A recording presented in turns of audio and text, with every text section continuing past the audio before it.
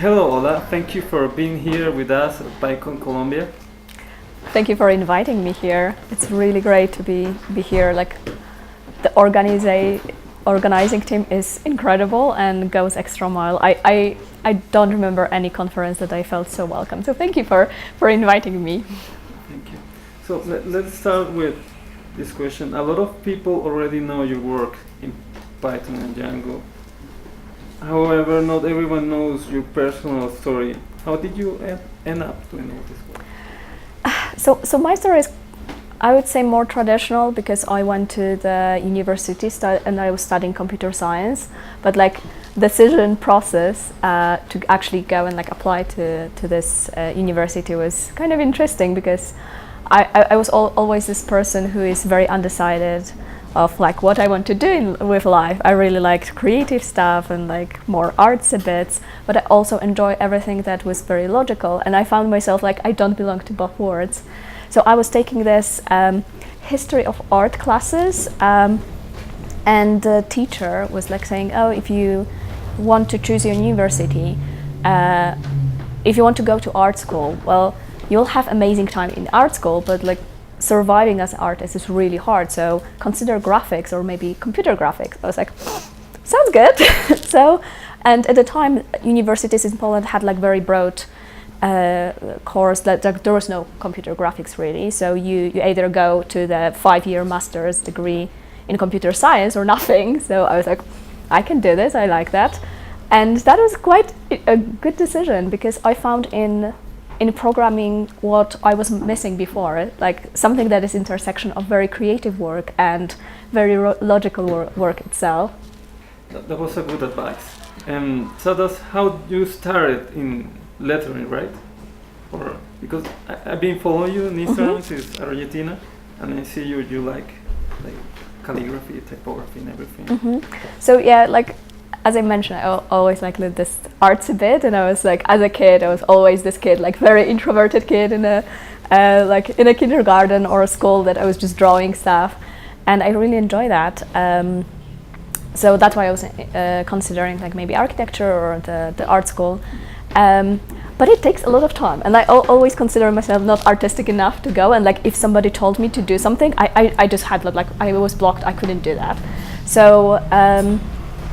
When I picked up lettering, and it was, I guess, some time ago, so my friend Ola, who I started Django Girls with, she was like always talking like, oh, I want to do push lettering, and she was like just talking about that, and I bought a book for her to do that, and she was doing amazing things. I was like, I really like that, I want to learn as well, so she borrowed me a book, and this is how I get into that.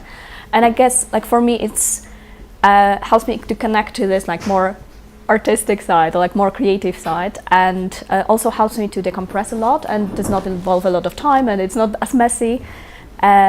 So and like in our like industry, there is like a lot of stressful things going on, and we it's really hard to kind of stop thinking about things and like about your work and what you need to finish. And when I start to do like lettering, I know maybe the part of brain is working. I'm just like very much more relaxed, and it helps me a lot. And it's also something nice because I can like design stickers for people, and it's just so much fun. And like it helps also like in case of like Django Girls, like having this aesthetic bit on our side was very helpful to build a brand. So I think it's a kind of works in very, very interesting ways.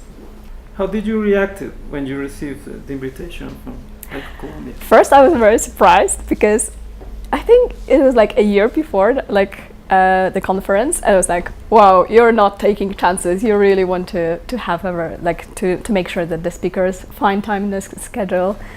And I was like very excited because I never been in Colombia. I was only in Argentina before when it comes to South American countries. And I was super excited to see what's going on here and travel. That's super exciting, and meet people who are like outside of my immediate community. And I discovered that being in Argentina, that like there are so amazing people out there, and we don't connect enough. Like me being in Europe, or people, I usually connect with people in Europe or in States, and that's very, very inspiring to see what's happening, because you are doing an amazing job, and like I feel very inspired being here. Thank you. How do you feel about Spanish, being surrounded by Spanish conversations? I think it's amazing. I feel very bad that I don't know Spanish. I never learned Spanish really. Like I tried for 2 weeks, but it was I had classes at 7 a.m. And I was like, I prefer to sleep, so sorry for this. But it's it's like it helps. Like when I go to like shops, or like I start, because I know English and like I know a little bit German, so I try those, and if that does not work, it like kind of makes you very creative, and you're trying to, like I was ordering SIM card, and we're using Google Translate in the shop, or like I'm trying to pick up some words. So I think it's great to like be somewhere that like challenges you. And like not assuming that like if I know English, then I can go around the world like and assume everyone knows English. So I think it's kind of like humbling. Why did you choose Python and Django? So that goes back to my university times, and like after first year or so, you had the freedom to choose your technology, and there were like a lot of options, and you could like write things whatever, like in whatever language you wanted. And I remember I had a class in compilers, and we were supposed to write lecture, and my husband, like not at the time, it was my boyfriend at the time, was like trying Python. It was like, oh, this is so easy in Python. I was like, okay, I want easy. So I picked up a little bit of Python and really enjoyed that, especially that like at the time there was like Java was very popular among students, C++ as well, and C#. And that was like very refreshing to have something so readable and really intuitive as Python to do. And there were so many great libraries to use as well. So I was not very putting a lot of work doing this lecture. As time like went by, I was like using that a little bit more, and did my dissertation as well for master's degree in. Actually, it was in Django. So my first project in Django was my dissertation, and I had to plan like week by week. I had to plan like, oh, what I'm going to do, and I was working as a PHP developer at the time as well. And I knew like, okay, so like for this week, I'm planning to do the authentication and like all this like handling of users. And then I read documentation, and it turned out it's ready. So half an hour later, I was like, I can do nothing this week. So I was very happy with this. I haven't like, yeah, it seems like I'm a very lazy person. But yeah, that was a time that I started to do more Django. Like it was Django 1.0, and then I went to the first Django conference, and as I mentioned, I was doing PHP professionally, and I felt like outsider. I remember talking like at the there was like the party after the conference, and I was at the same table with Armin Ranaher, and my husband was talking to him, and I felt like, oh, I don't know what's going on. Like I'm just like I won't speak at all. And then my husband went to grab some drinks, and Armin asked me like, oh, and what you are doing? And I was like, I'm writing PHP, and I felt so ashamed. But by the end of the conference, and I attended Sprint, and like I met Russell at the time, and he made me feel so welcome in a community, and I made my first contribution to Django at the time. And after Sprints, I also like chatted with some people here, and I got my first Python job. So this is like how I ended up from like doing PHP, coming to the Python world like professionally. So that was like actually conference changed my career very much. So. Wow. Through your work on one of the things that you have come to be known for is the Django Girls Initiative. How did that come about? So that was a kind of accident again. Okay. So I guess I guess life it's like this. Like there are some things or opportunities present to you, and like it's all about finding the right moment and taking advantage of them. So it started by Ola emailing me about like, oh, do you want to organize with me the workshop? Because she was at Berlin, she was talking to Marcus, who was helping with EuroPython in Berlin, and he was very frustrated that the speaker lineup is not very diverse, and he was like, I'm not sure what to do. And Ola was like, maybe you can invite some beginners, like you need to have first diverse audience to have people grow into like speaking. Like you cannot just like try to outsource your diverse speakers. So that was a plan, and we wanted to do that like very small, like have 20 people, like have like venue was set, internet, like food and everything. So it was supposed to be easy.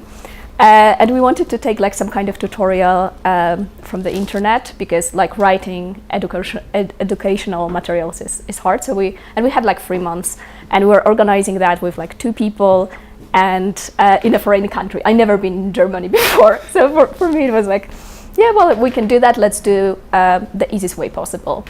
But our plan didn't work out. So we had so many applications for this very first workshop, like 300, almost 300. So we had to scale from like, we planned for 20 people to 45.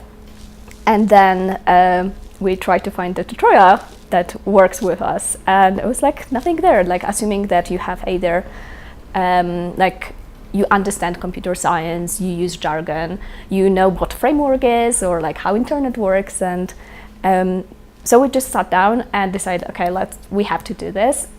So we wrote kind of the script we wanted to follow, and then split the work. So we had like, okay, so we need this chapter. So now split the work between like every odd or even. So we were just like alternating, and we, I think we put that together in a week or so. Wow. And then sent to all our friends, and were like, oh, can you like review it? Does it make sense?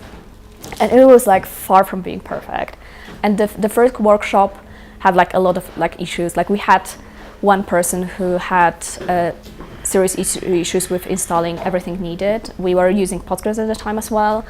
And this person by the 2 p.m. they couldn't like have that everything installed. There were like 4 people, mentors helping, and it was just so hard. And we felt like, oh, this is the worst experience you can have. But she was one of the first people to get job after finishing Django Girls workshop, and she was so empowered by the fact that you don't need to like know all the answers, and it's hard.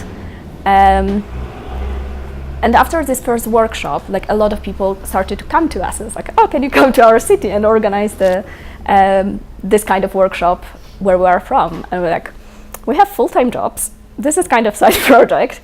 We just can't do that. Like it would be so cool to just go around the world and do that. But the best thing we could do is basically writing down how to do this. So we open sourced our tutorial. We wrote down an organizer's manual. And I think that was a very, very good decision for us, because that enabled people to see, okay, so there's a lot of people in our industry who is willing to help others, but they don't really know like how to do this, like organizing bits, like what you need to care about. So having this like listed and like see what are the steps, it's like very empowering. Do you think already having a friend like Ola helped you starting this movement? I mean, for example, if I were a girl and I'm trying to start a movement, like the girl we met 2 days ago in Django Girls, do you think she can do it like herself, or what do you see? What is your like opinion? Do you think it's good to have a teammate in the movement? I would say it depends on the persons. There are people who work better alone, and there are people who work better as a team. For me, having a team, like working with Ola, but working also with a lot of people around me, just make it possible to grow so fast. And like I know I wouldn't be able to pull it off alone. And it's like if you have like more people and you work together well, you can just like bounce ideas. It's like your collective skill and like experience is much better. and also it's not like the whole burden is not only on you. And I think that's very important to share that, like to share the responsibility, to make sure that you're not alone in that, because at some point you, like, if you're the only person doing that, you will at some point will be burned out by that, or you just like quit. Because like maybe there are some people who can do things indefinitely, but I know, like for me, Django Girls was the amazing place to learn a lot of things and to go outside of my comfort zone and do that in kind of safe environment, because it is like kind of, it's not at work. And having like people around was very, very helpful. It was a good decision then to open source everything. Yeah, absolutely. I think that you like nobody would hear about Django Girls if that's not open source, and it would be maybe 2 or 3 workshops and it will die out. And it's incredible to see how many people are out there who want to do something like for free. They put it's a lot of work to organize. Like the same goes with conference. Like you need to like really be passionate about something to do this, like to this kind of level of like to dedicate your time to others, and you don't have profit out of that. And like being like this, for me personally, Django Girls was incredible in that sense that I realized there are so many people who are very good, empathetic, and very generous. And wherever I go now to any conference, it's like, oh, somebody was either mentoring at Django Girls, or is an organizer, or previous attendees, or like all these things, and or heard about that. And it's so incredible, because like, I immediately know these people are super nice because they actually are very, very generous for others, and that's amazing. And it's like before Django Girls, I felt very often as like the only woman in the room, but I felt like super helpless, because like I can't change that. I'm just this Polish person, like this Polish woman, and like don't even speak English well enough. Like I have no power to change anything. And after Django Girls, I feel like everyone has the power to start something good, and it just blows my mind a bit. What are you hoping to do next? Mm-hmm. So I was like almost 2 years in BuzzFeed, and I was their staff software engineer, and I was part of the growth team, which was kind of the experimental team to like kind of, we need to bring growth, and we have like this metrics, like how many people will visit our pages, or and we had like kind of a lot of freedom, and it was like cross-discipline team that we worked on, and it was very challenging in a way, because as engineers, we care about how to make code maintainable, how to make it scale, not necessarily how to like experiment quickly. And that was the team that was supposed to build something that will be thrown away, just to test something very, very fast. Another team I was part of, I was tech leading video team, and my team was responsible to finally bring videos. Like BuzzFeed is quite big in like producing a lot of videos, but they are out there on different platforms like YouTube or Instagram, Facebook, and so forth. But we never had like programmatic way, like easy way to have them on actual BuzzFeed website. And that was very hard, because data was like so messy, and because it was never meant to treat website as a platform, like distribution platform. Yes, and that was very interesting to be on this side of like leading the team across different time zones, collaborating with other teams, like also like London, LA time zones were very, very challenging, but I enjoyed that a lot. And I realized at some point that as much as I really enjoy like going to nitty-gritty details, what I enjoy most is enabling people to do better in their job, and like actually being a tech lead or helping people to grow was something that I enjoy, and like it gives me a lot of satisfaction. And I struggled for a very long time, because I really didn't want to go into like there is like engineering management path in BuzzFeed, but I felt like I don't want to lose my technical identity and be assumed again that I'm not technical. I have that for the most of my career. So I was hiding behind the title, and I chose the individual contributor track. But then I was getting more frustrated because I wanted to be like multiplier instead of like just going deep into one technical like the area or like. And that was like kind of very, very interesting time in my career because I was kind of in the middle of this process. And I hired a leadership coach, and she helped me like, that was the best decision of 2018 for me, to like kind of have somebody who I paid solely to help me out with like figuring out where I am and what I want. And I realized that what motivates me the most is helping others. And it's not necessarily like how to produce the best software out there. So my motivation just are more aligned with the leadership track. And when I understand that, and I had this clarity, it was very clear for me that BuzzFeed can offer me only so much of these opportunities. And it was very hard because the team was absolutely lovely there. But I decided to find somewhere where I can grow much quicker. So after I'm coming back from this conference, I'm joining a new company, and I'm going to, and it's they do Python a bit in data science, but they are mainly Golang shop. That will be also challenging technically. So another challenge. Yeah, but yeah, I'm shifting there more into like leadership role. What do you think? You're currently preparing yourself, right, for being a leader. And we were talking previously about some expectations we should have for leaders. What do you think about preparing yourself for being a leader and how to avoid being a toxic leader and be better leader for the team? I feel like I'm not competent yet to talk about this because I'm not experienced enough. It's like something completely different. Like it's a different career. It's a different set of skills.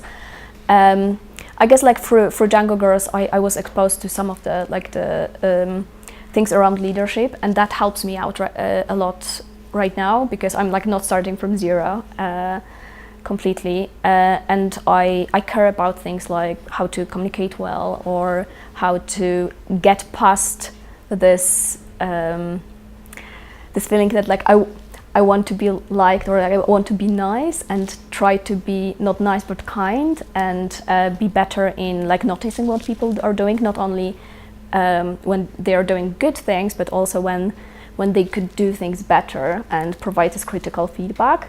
So that's something I'm really interested in, and like see how I can get better and like how I can be better communicator. And I guess like it excites me to think about that like in a couple of years I'll be this kind of catalyst of things, not necessarily doing all the work possible, but like being important to enabling this work.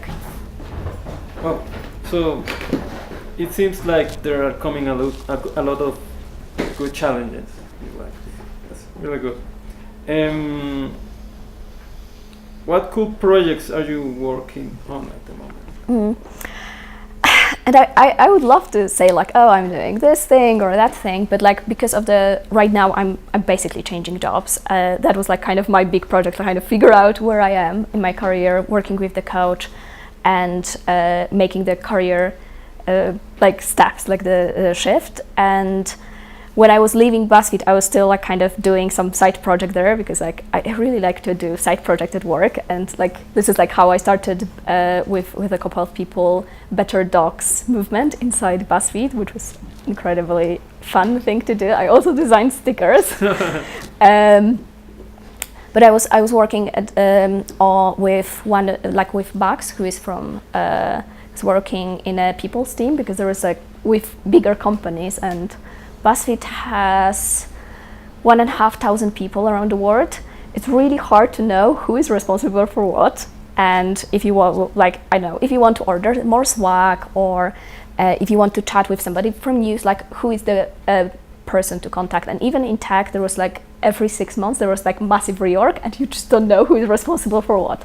So that was kind of the project, like to know like who is doing what, and we call that what why. And I was collaborating with Max and his he was like such a super creative person. He was like doing the coding himself. He did like very interesting add-on to your Gmail. So we have like this Teams API with all the people from like some HR software, and we could pull this data and like pictures. So you can have an email, and then you have this plugin to your Gmail, and you can see all the all the pictures and who is who in like mentioned in this email, which is really, Wow. really incredible. And we had like big plans, but then I left. So I hope he will continue that with somebody else. So to wrap up, do you have any advice for women who want to start programming? And I have so many different advice. Like I guess the most important one I have is it's good to be inspired by others, but like don't try to like replicate the path of everyone around me. Like it's great to see like, oh, I have this role model or ask for advice, but your path will be probably different. It's very likely that people around you will tell you that you shouldn't be there because you're not looking like most of the crowd, or you'll feel like intimidated by a lot of things. But it's okay to fail. Like if you don't fail, you don't grow. And like if you really want to do this, and like if you persist, you can do this. And another advice is like to seek help, like to seek other people who are in community who can help you. For me, it was a giant like factor why I'm still here, because I consider leaving tech a number of times in my career, but like having more women, more people who went through much more than I was super useful. And like chatting about things like how to interview, how to negotiate your salary, how to deal with like horrible tweets or like horrible comments under your YouTube videos, for example. Like this is very useful to have somebody who experienced something like this, and like knowing that you are not alone. So you say that the community Yeah. play that. Yeah, so like find your support group and use that to your advantage. Well, thank you very much for your time. Thank you so much.